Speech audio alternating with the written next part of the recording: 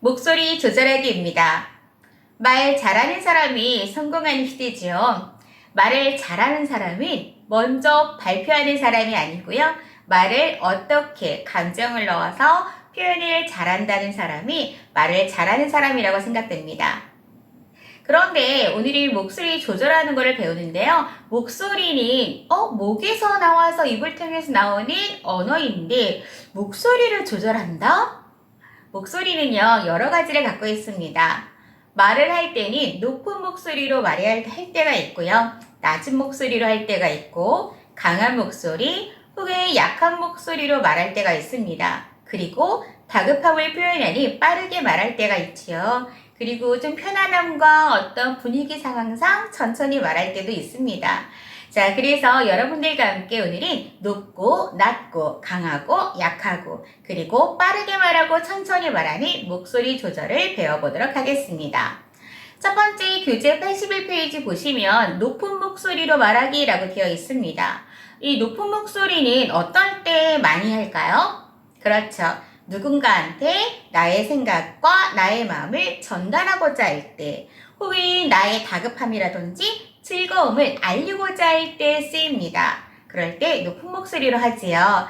자, 거기 누구 없어요? 도와주세요. 원래는 뒷부분에 뒷강좌에 저희가 머리부터 발끝까지 보조 언어라고 배우셨죠?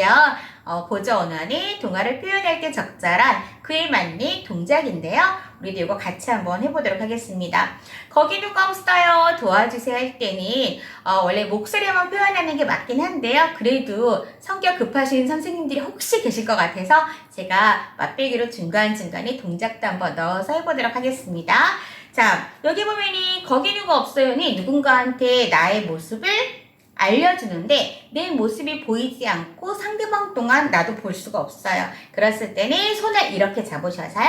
이거는 소리가 나간다는 표현이거든요. 그래서 옆으로 쭉 대면서 하는데 거기 누구 없어요? 도와주세요 할 때는 우리가 이왕이면 율동을 할 때도 예쁘게 하는 게 좋잖아요. 그래서 가운데만 두는 게 아니라 이렇게 한번 이렇게 그러니까 좌측이든 우측이든 어느 방향 상관없습니다. 그래서 우리가 호흡 달성 배웠던 시간에 했던 이 호흡을 이럴 때 사용을 하는 거예요. 그래서 숨을 들여마신 다음에 거기 누구 없어요?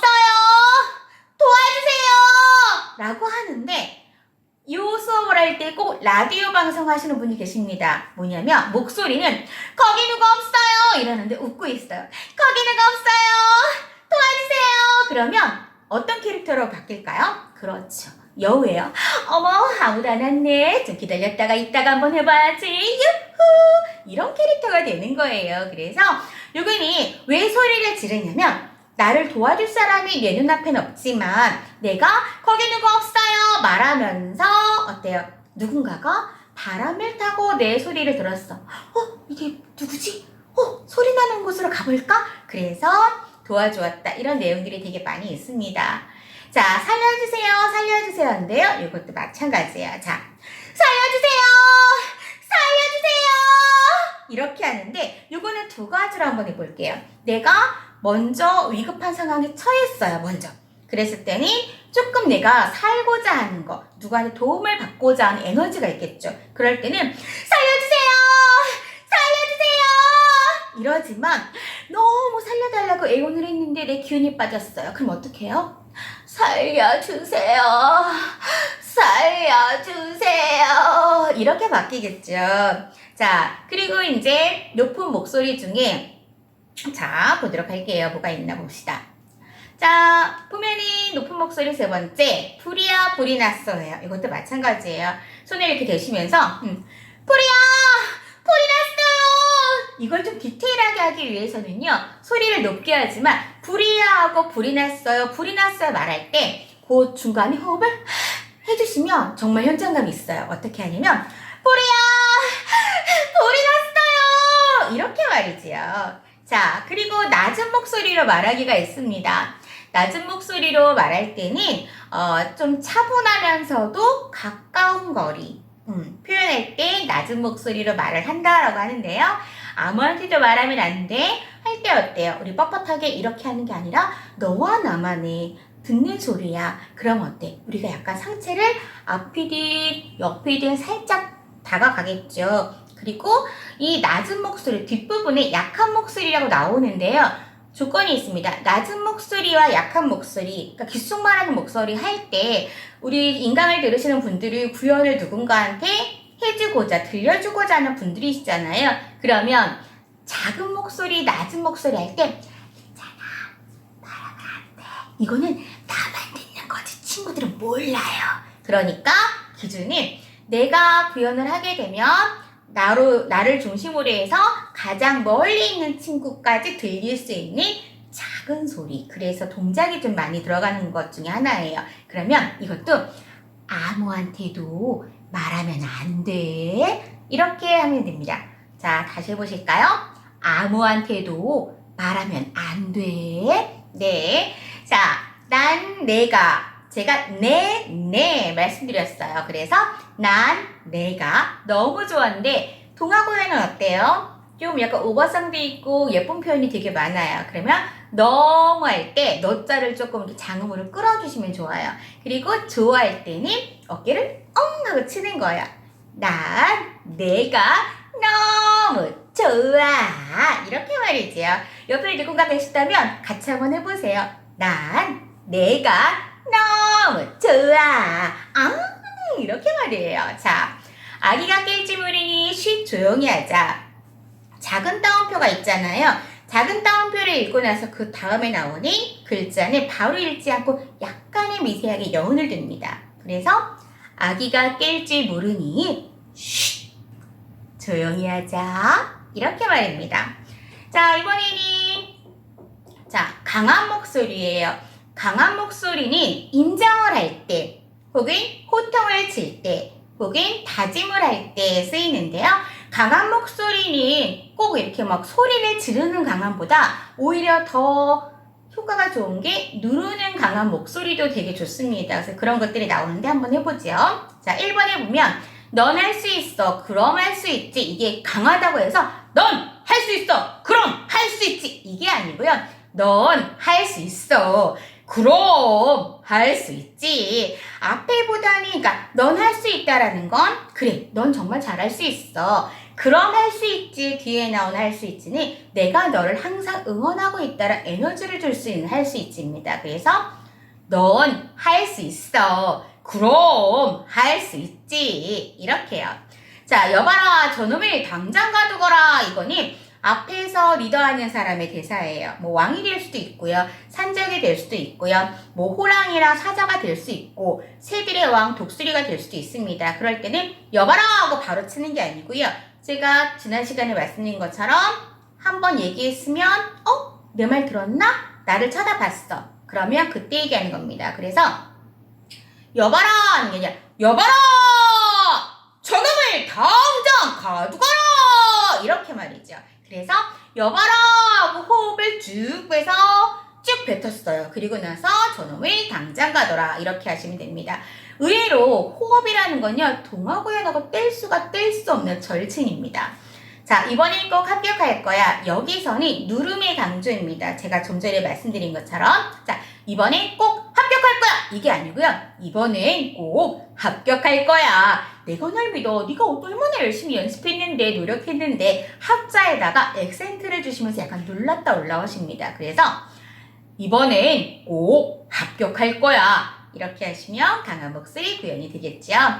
자, 이번에는 보시면은 약한 목소리가 있습니다. 약한 목소리는 조금 자신이 없는 목소리일 수도 있고요. 스스로한테 말하는 목소리입니다. 그래서 약간 자신이 없다고 해서 소리가 너무 내려가는 건 아니고요. 감정 표현만 조금 주시면 돼요. 그래서 전 할 수 없어요. 자신이 없어요 할 때 전 할 수 없어요. 자신이 없어요. 그러면 한 대 맞을 거 두 대 뽕 맞겠죠. 그러면 이거는 표현이 안 되는 거예요. 그러면 어떻게 해요? 전 할 수 없어요. 자신이 없어요. 하고 바로 대사를 치는 게 아니라 여운을 지면서 우리 가수들이 막 노래만 막 부르다가 끝났어요. 그러면은 바로 뚝 하는 게 아니라 약간 그 여운을 느끼잖아요. 그것처럼 전 할 수 없어요. 자신이 없어요. 이렇게 하시면 됩니다. 자, 엄마가 빨리 나오셨으면 좋겠다. 이거는 스스로한테 하는 말일 수도 있고 내 친구나 가까이 내 바로 옆에 붙어있는 누군가한테 말하는 대사이겠죠. 그래서 엄마가 빨리 나으셨으면 좋겠다. 이것도 웃으면서 엄마가 이러는 것보다 무표정으로 엄마가 빨리 나으셨으면 좋겠다. 자, 세 번째는 힘들었죠. 이거는 아는요. 올리는 감탄이 아니죠. 그렇죠. 힘드니까 어때요? 한숨이라고 보시면 돼요. 그래서 어깨를 내리면서 힘들다. 분명히 제가 이거 구현을 하면서 한번 해보십시오. 힘들다 그러면 분명히 그러셔요.